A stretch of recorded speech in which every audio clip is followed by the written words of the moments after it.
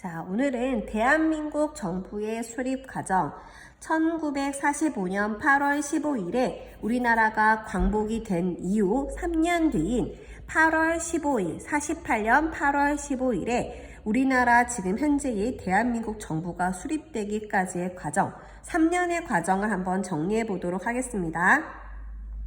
자, 우리나라는 광복됨과 동시에 분단을 겪게 되었는데요. 그 분단의 과정에서 있었던 일들을 한번 살펴보도록 할 건데요.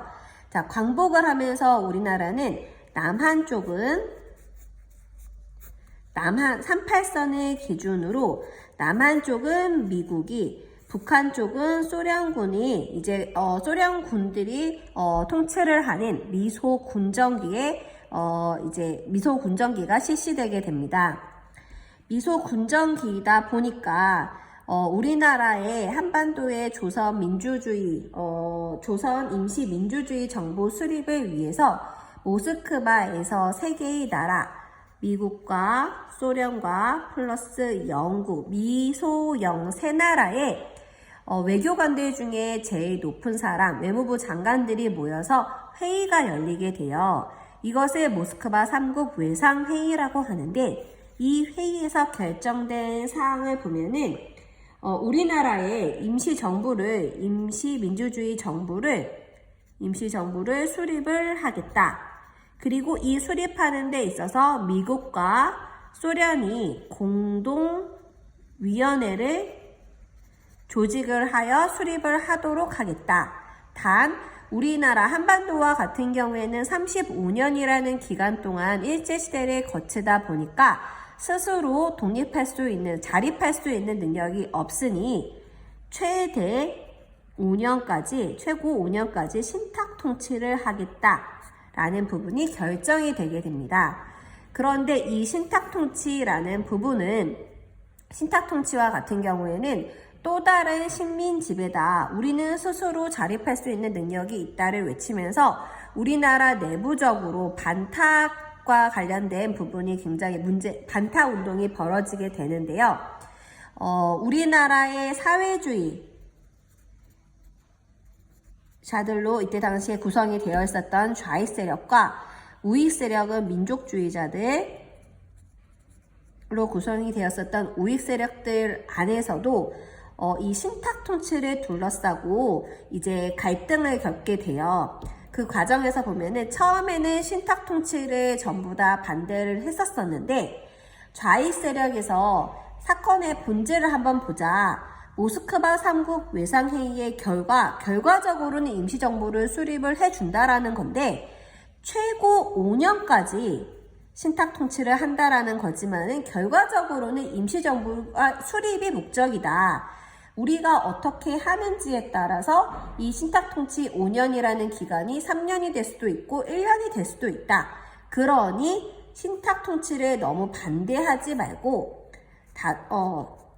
우리는 지지를 하겠다라는 입장을 보이게 됩니다.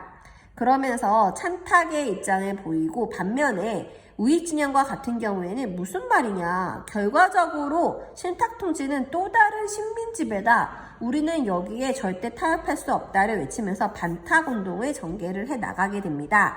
그러면서 신탁 통치를 둘러싸고 외상회의의 결과를 우리나라 내부적으로 받아들이지 못하면서 갈등을 빚게 되는 과정에서 이 세 가지의 결정 사안들 중에서 그나마 실시가 될 수 있었던 공동위원회의 개최를 미국과 소련이 추진을 하게 됩니다. 46년 3월에 1차 미소공동위원회가 열리게 되는데 그런데 여기에서 미국과 소련이 참가 자격을 두고 공동위원회에 참가시킬 그 단체나 정당에 참가 자격을 두고 미국과 소련이 대립을 하게 돼요. 소련의 입장에서는 신탁 통치를 반대하는 우익 세력들과 같은 경우에는 여기에 참여시켜봤자 우리에게 반대만 하기 때문에 진전이 안 된다. 그러니까 찬탁 세력만 참가시키자라는 것에 주장을 하였었고 그렇게 되면 찬탁만 참가하다 보면은 미국의 입지가 어쨌든 간에 우익 진영들이 미국이랑 어쨌든 연결고리가 있기 때문에 불리한 부분이 있잖아요.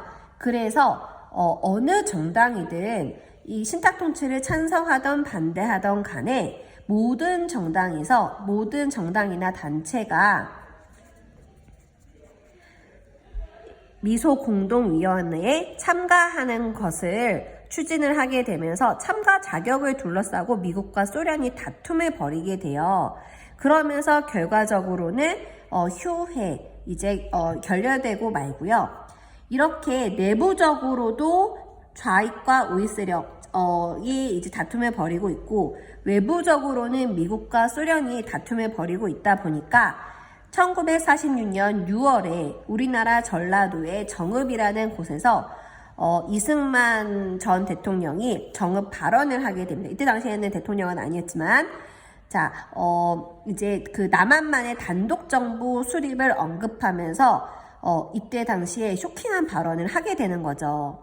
그러다 보니까는 남한만의 단독정부 이때 당시만 하더라도 사람들이 지금 현재는 미군과 소련군에 의해서 38도선의 경계로 나누어져 있지만은 남한과 북한이 영영 통일되지 못한 채 분단될 거라는 생각을 하지 못하고 있었어요. 그래서 싸우고 있었었는데 이승만의 정읍 발언으로 인해서 남한만의 단독정부 수립이 제안이 되다 보니까 아차 싶었던 거죠. 우리나라에 이제 그러면서 우리나라의 사람들이 정치적인 세력들 중에서 보면은 극좌 사회주의 계열의 극좌 쪽과 민족주의 계열의 극우 쪽을 살펴보게 되면은 극좌 쪽에는 북로당의 김일성과 남로당의 박헌영, 극우 쪽에는 이승만과 송진우가 있었는데 약간 좌익적인 성향이 강했었던 여운형과 그리고 우익적인 성향이 있었던 김규식과 같은 경우에는 그래도 정치적인 성향이 화합점이 있는 중도 성향을 가지고 있었어요. 이 여운형과 김규식이 봤을 때는 남한만의 단독 정부 수립은 결국에는 분단으로 가는 거니까 우리는 더 이상 이념 간의 갈등을 하지 말고 우리 통일 정부를 수립을 하자라는 모토로 좌우 합작 운동을 46년 7월부터 벌이게 됩니다. 그러나 중도 세력과 같은 여운형과 김규식은 이념 갈등을 없애고 통일 정부를 하자면서 좌우 합작 운동을 전개시켜 나갔지만은 극좌, 극우 세력과 같은 경우에는 여전히 이제 서로 합작 운동을 벌릴 생각이 없었던 거예요. 그렇게 되면서 방해를 하게 되고 서로 테러를 하게 되고 하면서 좌우 합작 운동은 결과적으로 실패로 돌아가고 말고요. 47년 2월에 있었던 2차 미소 공동위원회마저 결렬되고 맙니다. 그렇게 되면서 한반도 문제를 미국과 소련 내에서의 갈등으로 인해서 정리가 되지 않고 있자 이 부분을 유엔에게 넘기게 되는데 47년 11월에 유엔 총회에서는 그러면은 한반도의 인구 비례로 총선거를 실시하라라는 부분이 결정이 돼요. 그러나 이 부분에서 소련과 같은 경우에는 인구 비례로 하다 보면은 한반도가 북쪽 지역과 같은 경우에는 산간 지역이고 남쪽이 평야가 많다 보니까 이때만 하더라도 농사를 지었잖아요. 그래서 인구가 남한 쪽에 훨씬 많이 살고 있었어요. 그런데 인구 비례로 총선거는 국회의원을 뽑는 선거죠. 자, 총선거를 실시를 하게 된다라는 것은 결국에는 소련의 입장에서는 불리하다라고 판단이 돼서 소련이 이것을 거부하게 됩니다. 만약에 이때 인구 비례 총선거가 이루어졌었으면은 우리가 어떻게 보면 분단이 되는 현실은 없었었겠죠. 그래서 결과적으로는 총회 결과도 이루어지지 못하게 되고 48년 2월 달에 유엔 소총회가 열리게 되는데 그러면 어떻게 할 거냐? 계속 싸우고만 있을 거냐? 그냥 가는 지역만이라도 총선거를 해라! 라는 식으로 유엔 소총회에서 결정이 되게 돼요. 그런데 이 가능 지역이라는 것은 결국에는 남한만 얘기하는 거잖아요.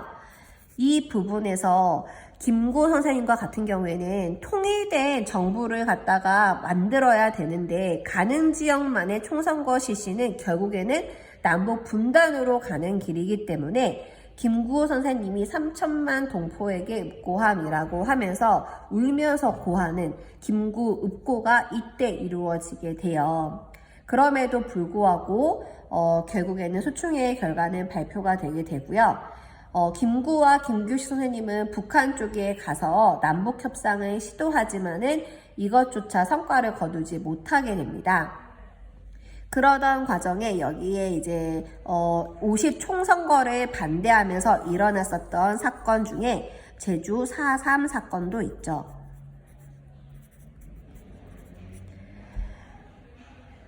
자, 50 총선거와 같은 경우에는 그래서 결국에는 남한만에 가는 지역만 총선거가 실시된다라고 하면서 남한의 총선거인 50 총선거가 이루어지게 되는데 이 50 총선거와 같은 경우에는 우리나라 최초의 보통 선거로서의 의의를 가지고 있어요. 그래서 50 총선거를 통해서 남한의 국회의원들이 선출이 되고 이 국회의원들과 같은 경우에는 헌법을 만드는 재헌국회를 조성을 하게 돼서 이 국회의원들을 통해서 헌법이 공포가 되게 됩니다. 우리나라 재헌절이 몇 월 며칠이죠? 7월 17일이죠. 이때 우리나라 헌법이 제정이 된 거예요. 자, 48년 7월 17일에 재헌국회의회 헌법 공포가 되고 여기 헌법 내용 중에 대통령은 간선제를 통해서 선출이 된다라는 부분이 결정이 돼요. 그래서 이 재헌국회를 통해서 이승만이 간접선거에 의해서 대통령으로 선출이 됩니다. 이제 점점 정부의 형태가 갖추어지고 있는 거죠. 국회의원을 뽑았고 헌법이 만들어졌고 대통령이 선출이 되었어요. 자, 그 다음에 48년 8월 15일 우리나라가 광복되고 정확히 3년 뒤에 대한민국 정부가 수립이 되게 됩니다. 이때 수립이 되었던 대한민국 정부는 농지개혁법과 반민특위, 반민족 회기를 했었던 일제시대 때에 특별위원회를 갖다가 조성을 했지만은 농지개혁법은 성과를 거뒀지만 반민특위와 같은 경우에는 실패하게 되면서 이제 실패했었던 정부가 이때 당시에 대한민국 정부였습니다. 남한에서 이렇게 대한민국 정부가 수립이 되자마자 북한과 같은 경우에는 이미 다 작업은 이루어졌었던 상황인 거예요. 그래서 48년 9월 9일에 조선민주주의인민공화국을 세우게 되면서 48년도에 우리나라는 남과 북이 지금 현재와 같이 나누어지게 되게 된 거죠. 자, 여기까지 오늘은 정리를 마무리하도록 하겠습니다.